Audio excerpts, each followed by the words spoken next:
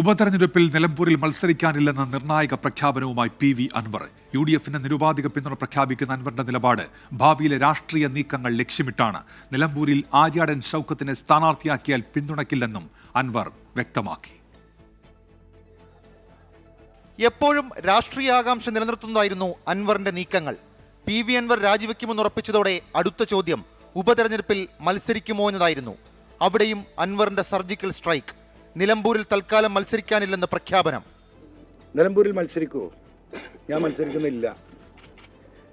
മത്സരിക്കുന്നില്ല.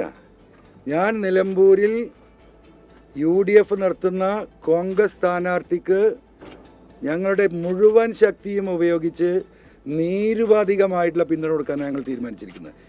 UDFന് പിന്തുണ പ്രഖ്യാപിക്കുമ്പോഴും അളന്നുകുറിച്ചാണ് നീക്കങ്ങൾ.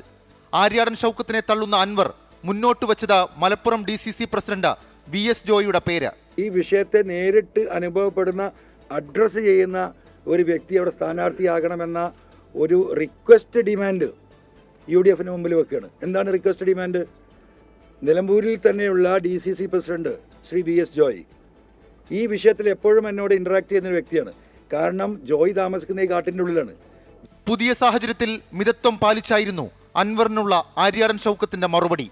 ഞാൻ ആരാണ്, ഞാൻ എന്താണെന്നൊക്കെ നമുക്ക് എല്ലാവർക്കും അറിയാവുന്ന കാര്യങ്ങളാണ്. ഞാനിപ്പോൾ അതിനെക്കുറിച്ച് ഞാൻ എന്താണെന്ന് ഞാൻ തന്നെ പറയേണ്ട കാര്യമില്ലല്ലോ. ഉപതെരഞ്ഞെടുപ്പിൽ നിന്ന് വിട്ടുനിൽക്കാനുള്ള അൻവറിന്റെ തീരുമാനത്തിന് പിന്നിൽ പല കാരണങ്ങളുണ്ട്. UDF മുന്നണി വിപുലീകരണ ചർച്ചയിൽ തൃണമൂൽ കോൺഗ്രസിന് സാധ്യതകളുണ്ടാകും. അങ്ങനൊരു രാഷ്ട്രീയ സാഹചര്യം ഉണ്ടായാൽ കോൺഗ്രസിനും ലീഗിനും കൂടുതൽ വേരോട്ടമുള്ള മറ്റൊരു മണ്ഡലത്തിൽ PV അൻവറിന് മത്സരിക്കാനും കഴിയും.